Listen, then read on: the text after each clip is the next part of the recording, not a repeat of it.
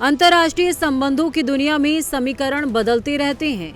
कहीं प्रतिबंधों की राजनीति है तो कहीं दबाव की कूटनीति, तो कहीं सत्ता के लिए शतरंजी चालें चली जाती हैं। आए दिन वैश्विक मंच पर ताकतें टकराती हैं, हित भिड़ते हैं और देश मोहरे बनाए जाते हैं। लेकिन इन सब के बीच भारत हमेशा अपनी एक अलग छाप छोड़ने के लिए जाना जाता है। भारत नीतियां बनाता है तो अपने नागरिकों को ध्यान में रखकर बनाता है। संकट सामने आता है तो सिर्फ बयान नहीं देता बल्कि उचित एक्शन से संकट को हरने का भी काम करता है। और ऐसा ही एक्शन एक बार फिर भारत ने अपने लोगों के लिए लिया है। दरअसल ईरान में जारी हिंसक विरोध प्रदर्शन के बीच भारत सरकार ने ईरान से अपने नागरिकों को एयरलिफ्ट करने की तैयारी कर ली है। अब ईरान में रह रहे भारतीय जल्द ही भारत की धरती पर कदम रखने वाले हैं।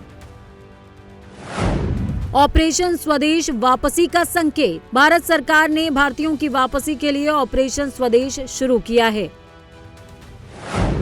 पहली विशेष फ्लाइट आज तेहरान से नई दिल्ली पहुंचेगी। ईरान में इस समय करीबन 10,000 भारतीय नागरिक मौजूद हैं, जिसमें छात्र, कारोबारी और पेशेवर शामिल हैं। इनमें 2500 यानी कि 2,500 से 3,000 स्टूडेंट्स हैं जो मेडिकल की पढ़ाई के लिए वहां गए थे। इसके साथ ही विदेश मंत्रालय ने ईरान की यात्रा से बचने की सलाह भी दी है। जब हालात बिगड़ते हैं तो उम्मीद की पहली उड़ान भारत ही भरता है। भारत सरकार ने इस एक्शन से एक बार फिर ये साफ कर दिया कि भारत की विदेश नीति का केंद्र न सत्ता है और न ही प्रभुत्व, बल्कि भारत सरकार के लिए सबसे पहले भारत के अपने लोग हैं। यानी दुनिया चाहे जिस भी दिशा में जाए, भारत ये अच्छी तरह जानता है कि अपने लोगों की रक्षा कैसे की जाती है।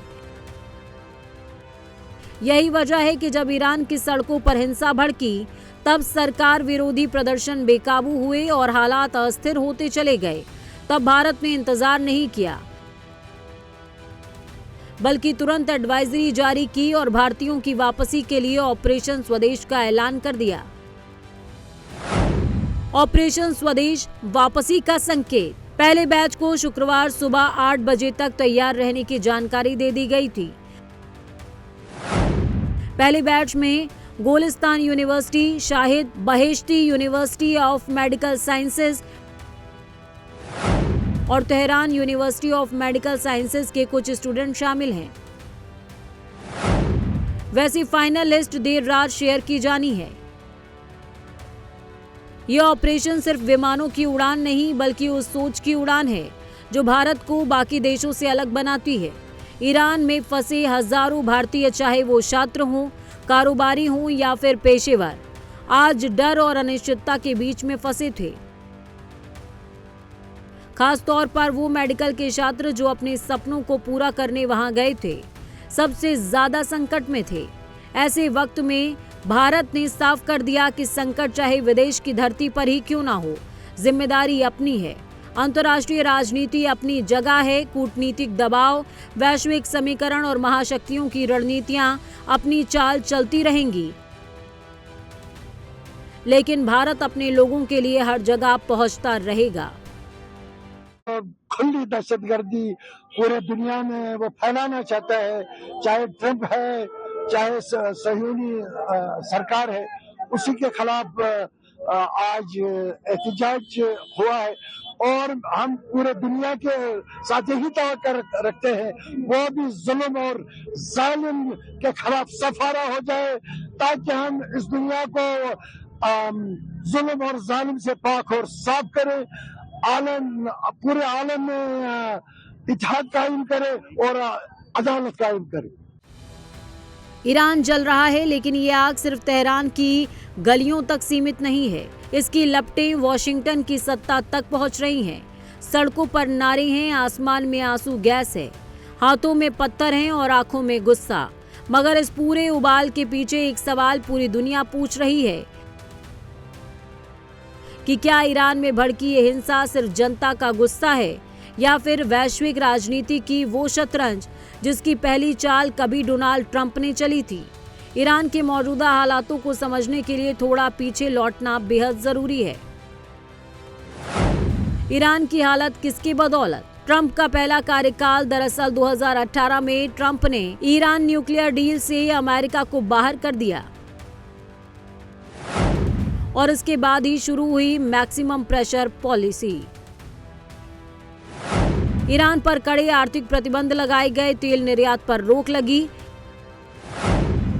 विदेशी निवेश ठप हो गया और ईरानी अर्थव्यवस्था धीरे धीरे घुटने टेकने लगी। आज वही आर्थिक दबाव आम जनता पर बोझ बन चुका है। जहां महंगाई, बेरोजगारी और सिस्टम से गुस्सा हिंसा का रूप ले चुका है।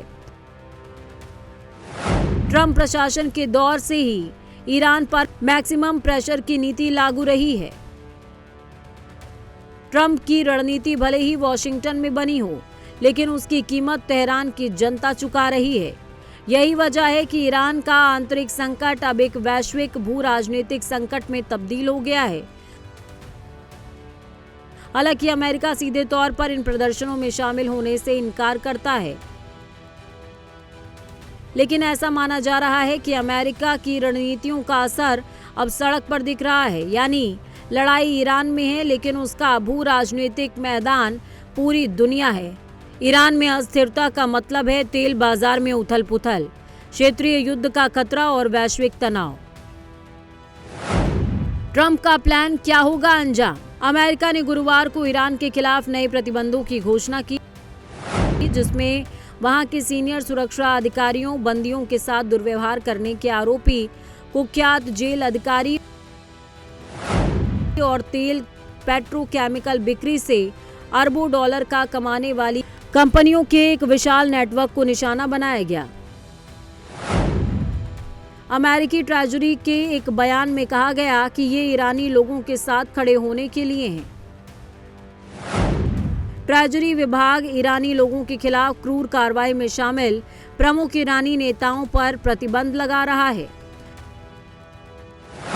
ट्रेजरी शासन ने मानवाधिकारों के अत्याचारी उत्पीड़न के पीछे के लोगों को निशाना बनाने के लिए हर उपकरण का इस्तेमाल करेगा। ईरान में अभी के हालातों को देखते हुए यही लग रहा है कि ट्रंप के सख्त तेवर को देखते हुए ईरान की खामनेई सरकार पीछे हट गई है। पहले ट्रंप ने दावा किया था कि उन्हें भरोसेमंद जानकारी मिली है और ईरान में हत्याएं रोक दी गई हैं और जिन फांसियों को लेकर आशंका जताई जा रही थी वो भी नहीं होगी। व्हाइट हाउस ने दावा किया कि ईरान में तय की गई 800 फांसी रोक दी गई है। ट्रंप के हिसाब से तो ईरान ने अपने फैसलों को बदल दिया, लेकिन एक तरफ ईरान के अंदर तनाव है तो खामनेई सरकार को बाहर से अमेरिका की संभावित सैन्य कार्रवाई का भी डर सता रहा होगा। ऐसा इसलिए क्योंकि अमेरिका की तरफ से नौसेना का एक बड़ा carrier strike group middle east की तरफ बढ़ रहा है। अब आने वाले दिनों में अमेरिका हमला करता है या बस दबाव की राजनीति करता है, ये कुछ समय में एकदम साफ हो जाएगा। लेकिन ये तो लगभग तय नजर आ रहा है कि अमेरिकी शासन ईरान में बड़ा बदलाव चाहता है। ट्रंप का प्लान क्या होगा अंजाम? अमेरिकी नौसेना का एक बड़ा carrier strike group South China Sea से निकलकर मिडिल ईस्ट की ओर बढ़ रहा है। अमेरिकी नौसेना का USS Abraham Lincoln strike group के साथ साउथ चाइना सी से मिडिल ईस्ट की ओर रवाना हो गया है, जिससे क्षेत्रीय वैश्विक सुरक्षा हालात और संवेदनशील हो गए हैं। यूएसएस अब्राहम लिंकन अमेरिकी नौसेना का एक न्यूक्लियर पासवर्ड एयरक्राफ्ट कैरियर है। यह दुनिया के सबसे बड़े और सबसे ताकतवर वॉरशिप में से एक माना जाता है। ये फैसला ईरानी एयरस्पेस के बंद होने के ठीक 1 घंटे बाद लिया गया है। इसे मिडिल ईस्ट पहुंचने में करीबन 1 हफ्ता लग सकता है। कैरियर स्ट्राइक ग्रुप को इतनी दूर से लाने का मतलब है अमेरिका सिर्फ एक छोटे हमले की तैयारी नहीं कर रहा है, ऐसा माना जा रहा है कि पूरे कैरियर ग्रुप को इंडो पैसिफिक से हटाकर लाने का मतलब है अमेरिका लंबे समय तक मौजूदगी और ज़रूरत पड़ने पर लगातार ऑपरेशन की तैयारी कर रहा है। फिलहाल ईरान को लेकर अभी भी सस्पेंस बरकरार है। Bureau report, prime news.